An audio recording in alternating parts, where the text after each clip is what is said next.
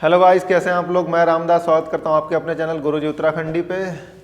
तो ये जो है आपको सब लिखा हुआ गचमच समझ में तो आ नहीं रहा होगा, ठीक है। बट ये ऊपर की लाइन आपको समझ में आ रही होगी, time for our country to play a bigger role in geopolitics. और ये मैं किस रेफरेंस में बात कर रहा हूँ, ये बात कर रहा हूँ रशिया और यूक्रेन में जो दिक्कत आ रही है उसके बारे में, ठीक है। तो ये अलग अलग कंट्रीज़ के नाम लिखे हैं, ठीक है, जो भी यहाँ पे बिगर रोल प्ले कर सकती हैं या कर नहीं रही हैं, जो भी आप समझो। बट मैं आपको टू द पॉइंट समझाऊंगा। सबसे पहले तो हम शुरू करते हैं यहाँ क्वाड से। क्वाड में कौन कौन है? यूएस, जापान, ऑस्ट्रेलिया और इंडिया। उसके बाद यूरोप में मैंने सिर्फ दो कंट्री के नाम लिखे हैं, फ्रांस और जर्मनी, क्योंकि पूरे के पूरे यूरोप को यही दो कंट्री ड्राइव करती हैं। समझ में आई बात? जो ये कह देंगे वो हो जाएगा, यूरोपियन यूनियन। उसके बाद ये नाम लिखा है आपका कौन सा? यूक्रेन, ठीक है, ये लिखा है यूक्रेन, क्योंकि जो भैया क्लैश चल रहा है वो तो रशिया और यूक्रेन का ही चल रहा है ना। उसके बाद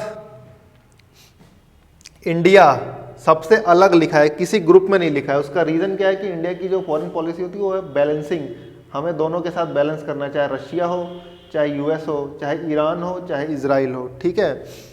उसके बाद ये एक अलग सा जो है ग्रुप जो बन रहा है रशिया, चाइना और पाकिस्तान का, तो ये मैंने इधर अलग लिखा है। उसके बाद ये जो ग्रुप है United Arab Imarat, Israel, Saudi, होने को तो ये यूएस अलाई हैं, लेकिन इस पूरे गेम में ये न्यूट्रल खेल रहे हैं, ठीक है, यूएस अलाई की तरह नहीं खेल रहे हैं। तो ये सारे मैंने आपको नाम बता दिए। तो अब शुरुआत करते हैं। ये देखो यूक्रेन और ये रहा रशिया, इन दोनों का क्लैश चल रहा है।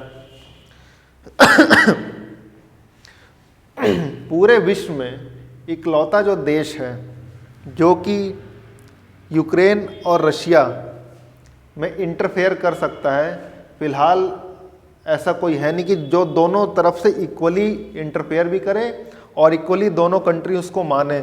तो इकलौता अपना अपना कंट्री इंडिया है। ऐसा कौन सा कंट्री है जिसके दोनों से संबंध अच्छे हैं? कौन सा कंट्री है बताओ? यूएसए है? नहीं है। चाइना है? नहीं है। सिर्फ अकेला इंडिया है। रशिया और यूएस दोनों में संबंध, ऐसा कौन सा कंट्री जिसके दोनों से संबंध अच्छे हैं?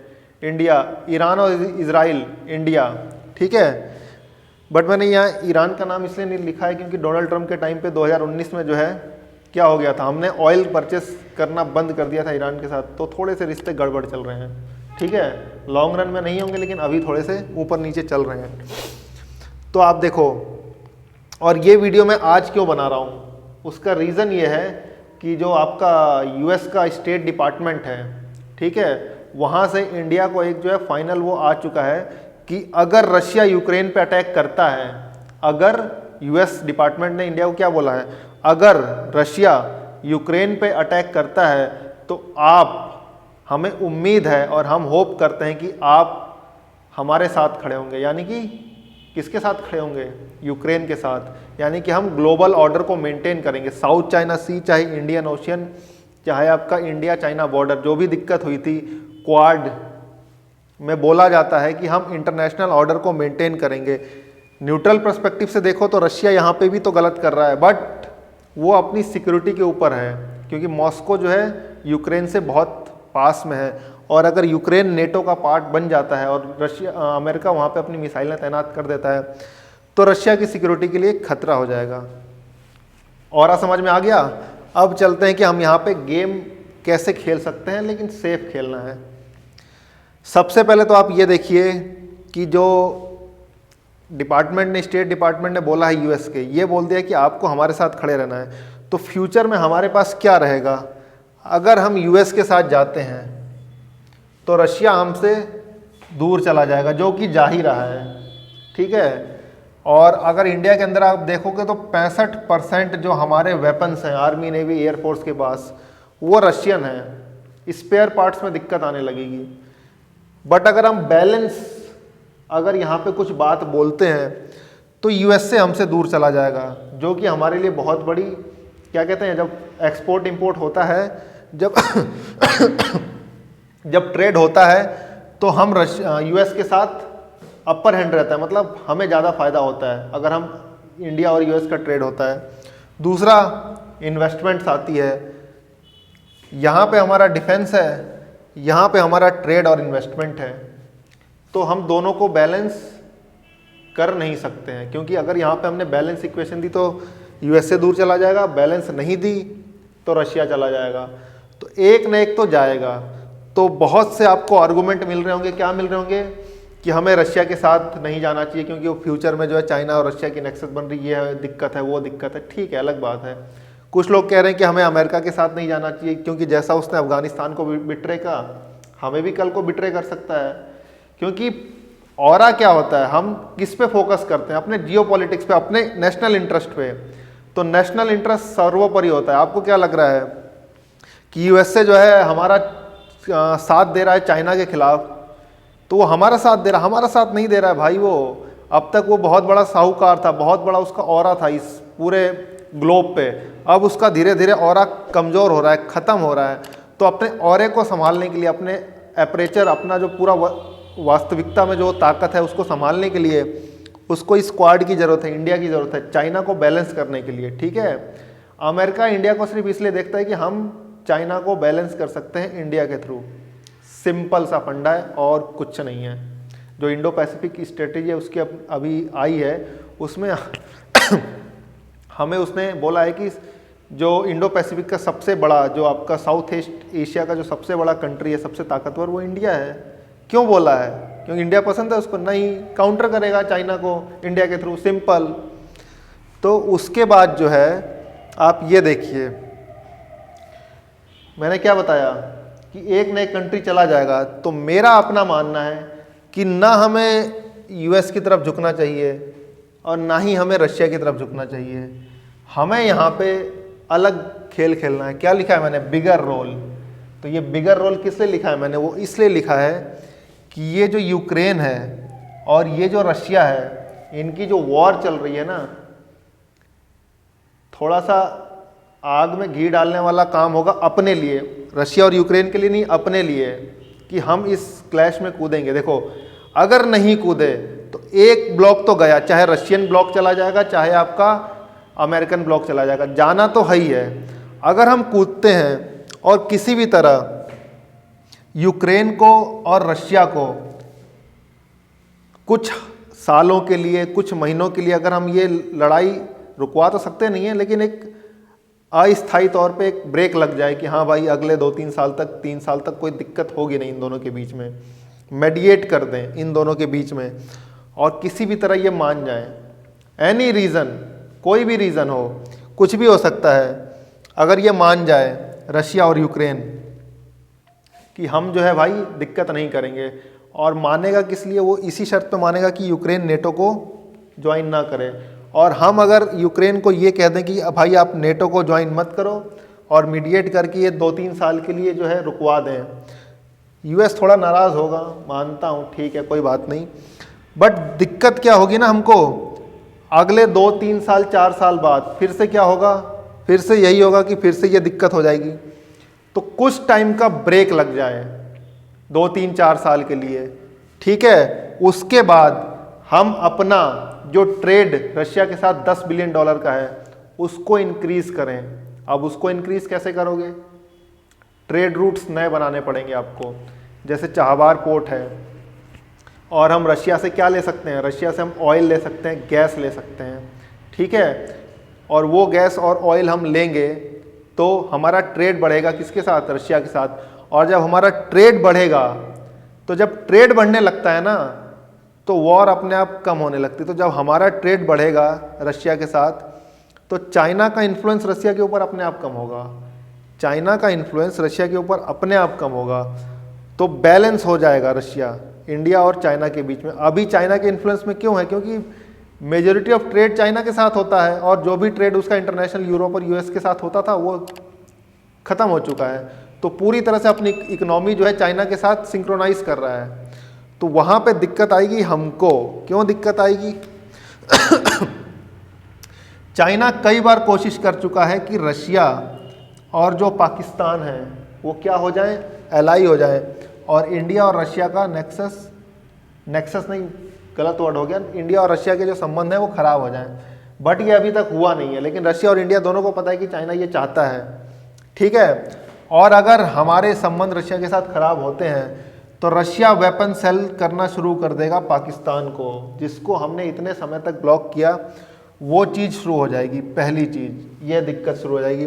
दूसरी दिक्कत शुरू क्या हो जाएगी, जो रशिया का आर्कटिक का इलाका है, उस इलाके में आगे चल के ग्लोबल वार्मिंग की वजह से जो भी आपका बर्फ़ पिघल रही है, वहाँ पे बहुत ज़्यादा गैस और ऑयल है, तो वो मार्केट हमारे वो ओरिजिन जो ऑयल का है वो हमारे हाथ से निकल जाएगा, हम वहाँ से नहीं खरीद पाएंगे, ठीक है। तो ये दिक्कत होगी। लेकिन हमको लगता है कि रशिया और चाइना बहुत अच्छे दोस्त हैं, संबंध बहुत अच्छा है, हकीकत में है नहीं ऐसा। क्यों? क्योंकि चाइना अपना इन्फ्लुएंस बढ़ाना चाह रहा है कहाँ पे, आर्कटिक में, जो कि रशिया अपना बैकयार्ड समझता है, जैसे हम अपना इंडियन ओशन को बैकयार्ड समझते हैं। तो ये चीज़ रशिया को पसंद नहीं आ रही। और दूसरी जो इससे भी बड़ी चीज़ है जो नहीं समझ में आ रही, वो पता है क्या है, रशिया का बैकयार्ड क्या है, central Asian country, Tajikistan, Kyrgyzstan, Turkmenistan, Kazakhstan, ठीक है। ये सारी की सारी जो है आपका रशिया का क्या है, एक हिसाब से वो बैकयार्ड मानता है। यूएसएसआर टूटा था, तो चाइना जो है BRI के थ्रू, बेल्ट रोड इनिशिएटिव के थ्रू सेंट्रल एशियन कंट्रीज में क्या बना रहा है, अपना इन्फ्लुएंस, जो कि रशिया को पसंद नहीं आ रहा। तो सब कुछ रशिया और चाइना के बीच में भी अच्छा नहीं है, ठीक है। अब आता हूँ पाकिस्तान पे। पाकिस्तान को कश्मीर बड़ा प्यारा है, हकीकत में प्यारा है नहीं, प्यारा है। कश्मीर पाकिस्तान क्यों चाहता है, उसके दो ही रीज़न है, और दो सबसे बड़े रीज़न है। सबसे पहला, उसका कैपिटल इस्लामाबाद। पता है कितना दूर है कश्मीर से, कुछ किलोमीटर है, बस कुछ डिजिट में, ठीक है। और वो डिजिट 100-200 किलोमीटर है, इससे ज़्यादा नहीं है। समझ में आई? तो जो उसने आज़ाद कश्मीर लिया है, उसका डिस्टेंस बढ़ गया है कैपिटल का, क्योंकि कोई भी कंट्री जब अपनी कैपिटल एस्टेब्लिश करती है तो सिक्योर होता है। पहले कराची कैपिटल थी, क्योंकि वो डेवलप था, तो उसको लगाया समुद्र किनारे है, कभी भी इंडिया अटैक कर सकता, तो वो पहुँचे कहाँ, इस्लामाबाद। पर पाकिस्तान के साथ दिक्कत पता है क्या है, लेंथ वाइज तो कंट्री ठीक है, बड़ी है, लेकिन जो उसकी ब्रेथ है ना, पूरा POK से लेके कराची तक आओगे तो उसकी ब्रेथ जो है ना 400-500 किलोमीटर से ज़्यादा नहीं है, और इंडिया के पास मिसाइलें 8-8 हज़ार किलोमीटर की हैं। तो वो दिक्कत है। सबसे पहली दिक्कत तो है कैपिटल को सिक्योर करना है। उसको लगता है कश्मीर ले लेगा तो उसकी कैपिटल इंडिया से काफ़ी दूर हो जाएगी, तो वो सिक्योर हो जाएगा। दूसरा रीजन है पानी। इंदस हो, चाहे आप सतलज हो, चेनाब हो, कोई भी नदी है, जा तो इंडिया से रही है, उसको पता है इंडिया ने जिस दिन इंदस, चेनाब और आपका झेलम का पानी रोक दिया, पाकिस्तान मर जाएगा, ख़त्म हो जाएगा भाई, पूरे का पूरा पाकिस्तान ख़त्म, पानी उसका ख़त्म हो जाएगा। तो उसके दो रीज़न है, उसको कश्मीर चाहिए। पहला रीज़न है पानी, और दूसरा रीज़न है कैपिटल को सिक्योर करना, और सारे रीजन गए डस्टबिन में। आई बात समझ में? तो ये चीज़ें तो उसकी सिक्योर होने वाली नहीं है, ठीक है। तो अब मैं ये लास्ट में सिर्फ इतना कहना चाहता हूँ कि इंडिया को यूक्रेन और रशिया के बीच में मेडिटेट करके इस लड़ाई को अगले 3 से 5 साल के लिए भी अगर हम डिले करा देते हैं सबसे पहली बात तो रशिया फुल फ्लेज वॉर नहीं छेड़ने वाला है यूक्रेन के ऊपर। हाँ, थोड़ा बहुत छुटपुट इलाके कब्जे कर ले या वो कर ले, पूरा यूक्रेन नहीं कब्जा कर पाएगा, ठीक है। $1 ट्रिलियन की इकनॉमी है, बहुत दिक्कत आएगी उसको। तो पूरे का पूरा यूक्रेन तो कब्जा नहीं होगा, कुछ हिस्से कब्जे हो जाएंगे, लेकिन वही इनिशिएट कर देगा वॉर को, तो वो दिक्कत होगी। तो मैं ये कहना चाहता हूँ, मेरा ये मानना है कि रशिया और यूक्रेन के बीच में इंडिया जो है करे क्या, मेडिटेट, और किसी भी तरह से ये जो लड़ाई है अगले 3 से 5 साल के लिए फॉरवर्ड हो जाए, मतलब टल जाए। क्योंकि देखो 2014 में जब रशिया ने क्राइमिया एनेक्स करा था, किसका, यूक्रेन का, तो मिन्स्क एग्रीमेंट साइन हुआ था, और उसमें ये क्या लिखा था कि रशिया जो है अब कोई भी जो है कब्जा दोबारा नहीं करेगा और कोई भी चीज़ें ऐसी नहीं करेगा। तो वो एग्रीमेंट चला गया कहाँ पे, कूड़े में, क्योंकि दोबारा भी तो कर दिया भैया रशिया ने अटैक। तो हम अगर मेडिटेट करते हैं तो इसका मतलब ये थोड़ी ना कि रशिया और यूक्रेन की दोबारा कभी लड़ाई नहीं होगी।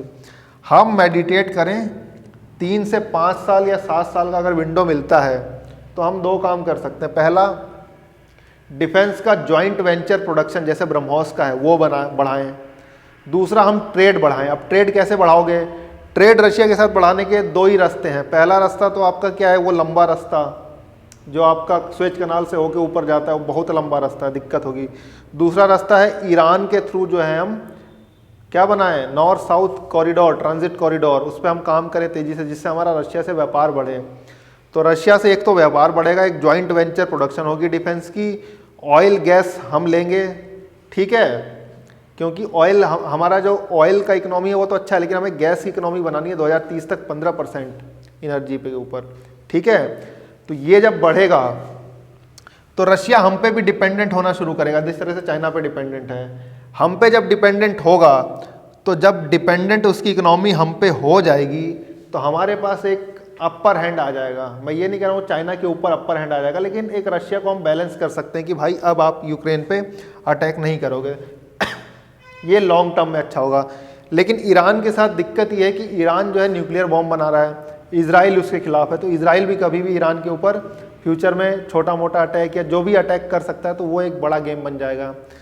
तो एट लास्ट मेरा मानना यही है कि हम पाकिस्तान को कमज़ोर करते जाएं और किसी भी तरह अगले 3-4 साल के लिए हम इसको ब्लैकलिस्ट कर दें, और पाकिस्तान की इकनॉमी जब पूरी तरह से कोलैप्स हो जाए तो हम किसी भी तरह से बाय हुक और बाय क्रुक अगर पीओके पे हम अपना कंट्रोल कर लेते हैं, तो पीओके पे कंट्रोल का क्या मतलब है, पीओके पे कंट्रोल हो गया, उसके बाद अफगानिस्तान का वखान बॉर्डर से बात करके वहाँ से अगर हम पाइपलाइन तुर्कमेनिस्तान से निकाल के और उसको घुमा के ऊपर रशिया में ले जाएं, तो हमारा जो गैस की पाइपलाइन है उसकी भी दिक्कत दूर हो जाएगी, और वहाँ से कॉरिडोर अगर आ जाता है तो हम अपना व्यापार रशिया के साथ बढ़ा सकते हैं। तो जब रशिया के साथ व्यापार बढ़ जाएगा तो हमारा इन्फ्लुएंस अपने आप रशिया के ऊपर होने लगेगा और हम चाइना को बैलेंस कर देंगे, और जब बैलेंस कर देंगे तो फ्यूचर में ये जो है यूक्रेन और रशिया का वॉर अपने आप एवर्ट हो जाएगा। समझ में आ गई बात? तो ये पूरा गेम है जो अगर इंडिया खेलना चाहे, ठीक है, ये वो है आग में जो है आप हाथ डालोगे जलने वाला हिसाब है, लेकिन कहते हैं ना क्राइसिस के अंदर ही अपॉर्चुनिटी आती है। तो इसमें सबको क्राइसिस दिख रहा है, लेकिन ये मुझे एक छोटी सी अपॉर्चुनिटी दिखी है जिसको इंडिया इनकैश करता है या नहीं, वो देखने वाली बात होगी। तो उम्मीद है आपको ये सारा जो है फंडा समझ में आया है। कैसा लगा कमेंट बॉक्स में ज़रूर बताइए, वीडियो को लाइक और शेयर ज़रूर कीजिएगा। Thank you.